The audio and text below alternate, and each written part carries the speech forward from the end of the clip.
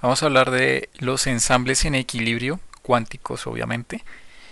Y lo que sucede en estos ensambles, en el equilibrio térmico, es que la matriz densidad ya no cambia en el tiempo.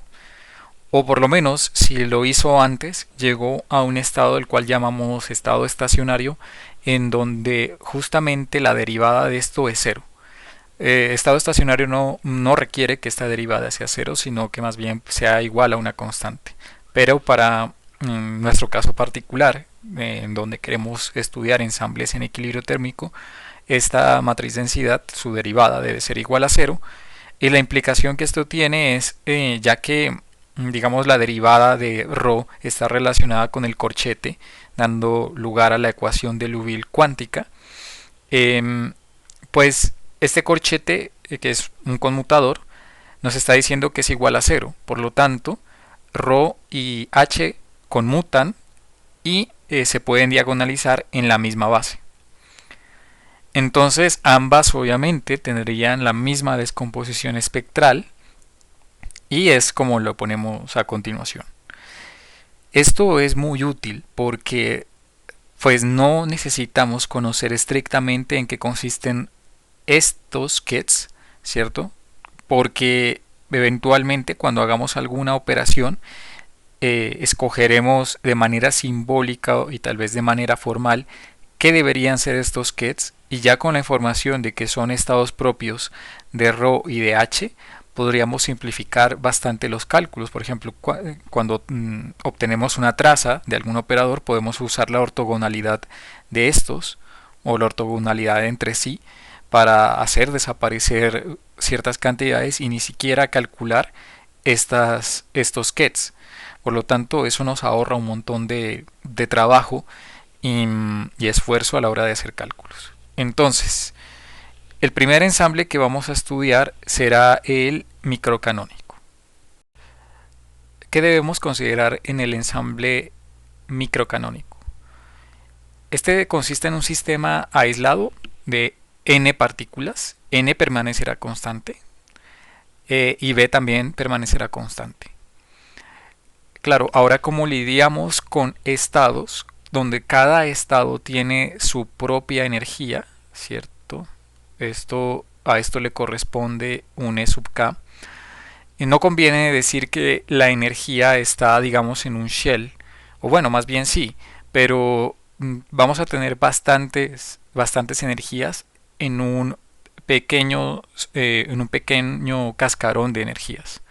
Entonces vamos a decir que E sub k, donde E sub k es la energía asociada a cada uno de estos kets, pertenece a este intervalo de energías. Eso no significa, a pesar de que este delta pues va a ser bastante chiquito, o sea, delta E rayos, va a ser mucho menor que E, eso no significa que pues contenga poquitas energías.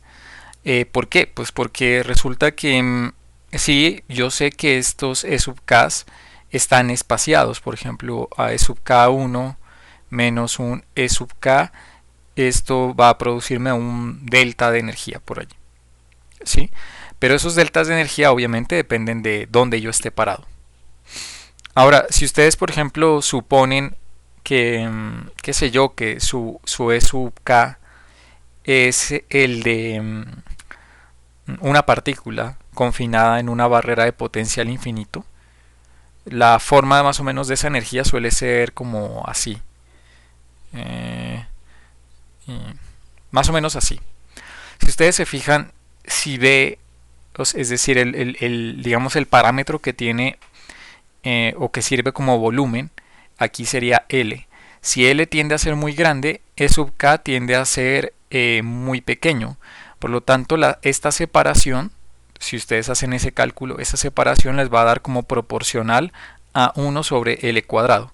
Por lo tanto, entre más grande sea el volumen, más pequeño va a ser más pequeños van a ser estos gaps entre las energías y por lo tanto van a alcanzar o a caber muchas energías adentro de este.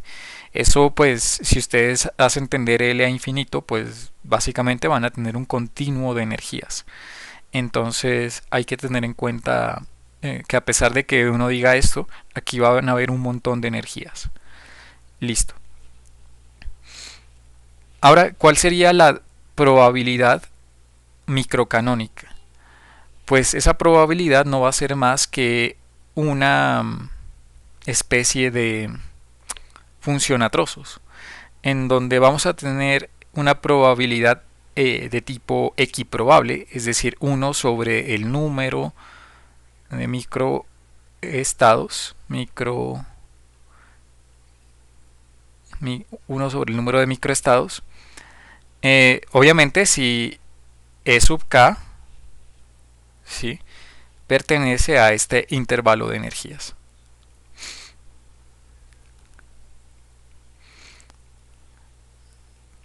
De lo contrario, pues vamos a tener 0, ¿sí? Sí, o vamos a poner aquí de lo contrario. Listo. Ahora, ¿qué sería ese número de microestados? El número de microestados debería ser una suma, ¿cierto? Suma sobre todos los posibles microestados. Es decir, una suma sobre todas las posibles Ks, ¿cierto? Y como no vamos a distinguir ninguno, no vamos a ponerle ningún peso, pues va a ser la suma de un 1, donde K son todas las etiquetas que pertenecen a E sub K, donde E sub K pertenece a este intervalo de energías. ¿Sí? O sea, ¿a qué me refiero con esto? A que este K simplemente van a ser las etiquetas de las energías, porque obviamente cada K está ligado con los posibles estados, o sea, cada una de las posibles funciones de onda que pueden describir mi sistema, y por lo tanto, pues cada función de onda le corresponde un E sub K. Estamos asumiendo que no hay degeneramiento, o bueno, podría haber degeneramiento, pero pues la cuestión es que son diferentes las energías. Entonces, listo. Ese número de microestados y todo esto, bueno, eso me describe una función de partición, ¿sí? Porque la función de partición es la constante de normalización, pero en este caso sería una constante de normalización microcanónica, y eso es lo que definimos como z sub m. Teniendo en cuenta esto, ya puedo armar mi operador densidad, porque el operador densidad es o debe ser una especie de descomposición espectral en la base de los estados propios del hamiltoniano. Entonces seguramente lo que vamos a tener aquí es una suma entre las posibles Ks, donde las Ks pertenecen a, o más bien si E sub K pertenece a esto,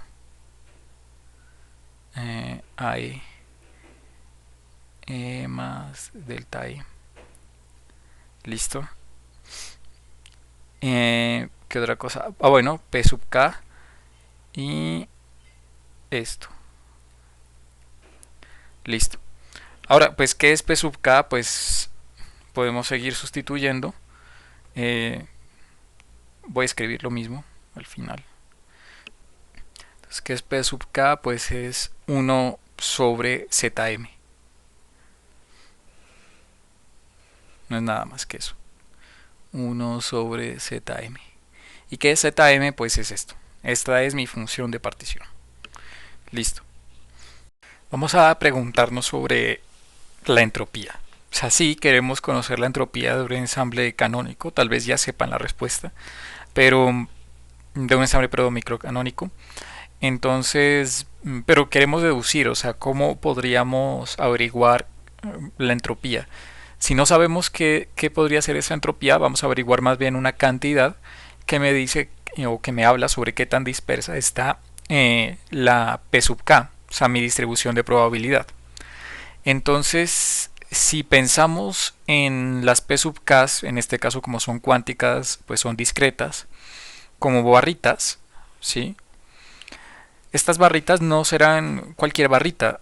De hecho, si superpongo cada una de estas barritas, debería llegar como máximo a 1. O sea, de hecho la suma de todas estas alturas debería ser 1. Lo mismo para estas barritas de acá, y fíjense que aquí hay una sola barrita cuya altura ya es 1.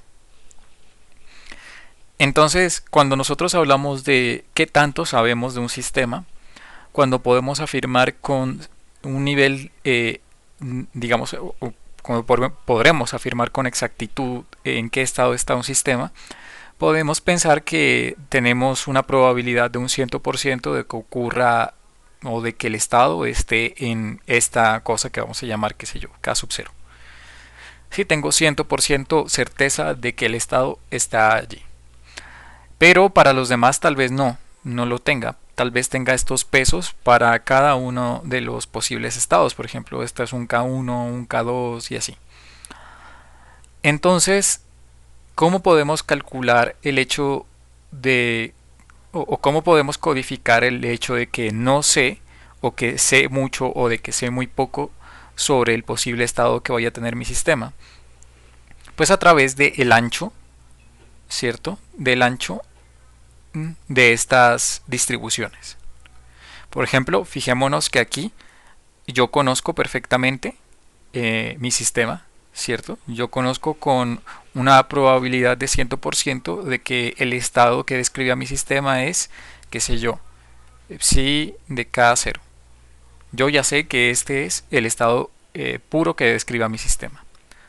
Por lo tanto, aquí yo conozco o tengo toda la información para afirmar esto, ¿sí?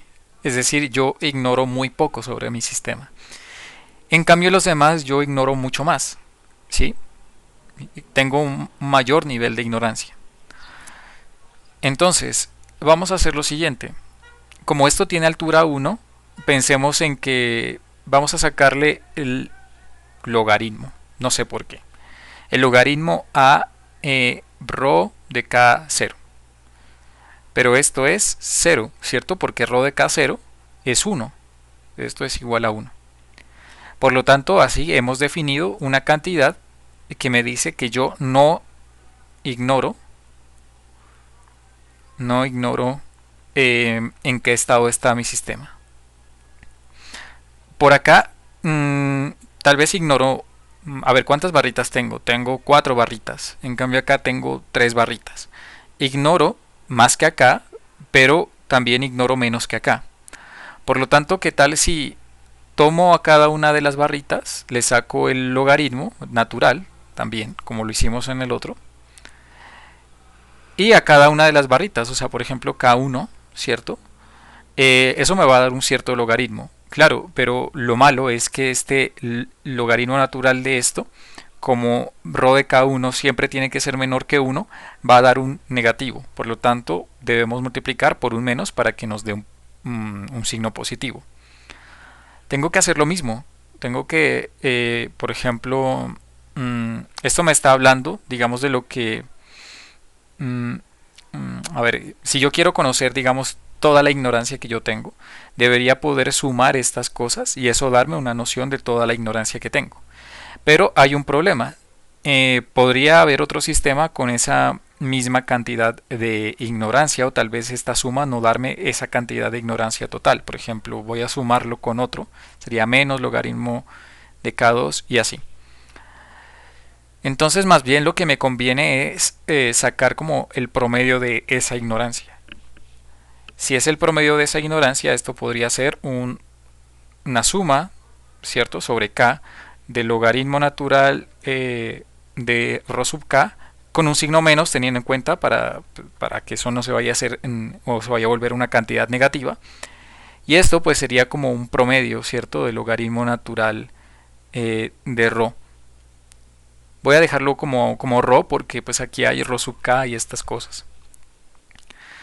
Listo. Y eso, al final, fíjense que entre más ancho sea, pues mayor va a ser el valor de esto, ¿sí? Porque pues entre más ancho sea significa que estas alturas van a ser más pequeñas. Si son más pequeñas, los logaritmos van a ser más negativos y con esta cantidad menos, pues más positivos. Es decir, que cada vez que vaya sumando, esto va a incrementar. Pero lo que me importa es el promedio. Igual el promedio de esto aumentará. El promedio de esta cantidad que hemos definido acá. Y eso es lo que uno conoce como entropía. ¿Listo? Eso es lo que uno conoce como entropía. En particular, esta entropía que he definido por acá se le conoce como entropía de Neumann o von Neumann. ¿Listo? Entonces, esta es una forma, digamos, de describir la entropía que tiene un sistema cuántico. Ahora, resulta que no voy a justificar matemáticamente, digamos, de una manera tan rigurosa el siguiente salto que haré, que es el siguiente. Si ustedes se fijan, podemos sacar tal vez, o hagamos esto. Ustedes me van a creer que la traza de rho gorrito, logaritmo natural de rho gorrito, coincide con esto. Entonces, se puede ver como, a modo de ejercicio, puede ser que esta traza, tal vez si ustedes lo expanden ¿cómo se llama? Usando eh, olvidé cómo se llamaba esto. La expansión espectral, bueno, ya no recuerdo cómo se llama. Si ustedes expanden eso usando esa expansión espectral o desarrollo espectral, pues al final van a llegar a esto.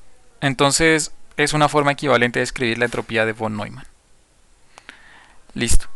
Entonces, tener en cuenta eso. Y así es como vamos a calcular la entropía, usando esta traza o también estas sumatorias. Para este caso es más sencillo usar estas sumatorias porque sabemos cuánto vale cada uno de estos ρ sub k. Vale esto. ¿Sí? Por lo tanto, si hacemos ese cálculo, esto es un número constante y al final voy a obtener un menos, bueno, voy a hacerlo. Entonces, voy a borrar esto, después tal vez lo usemos.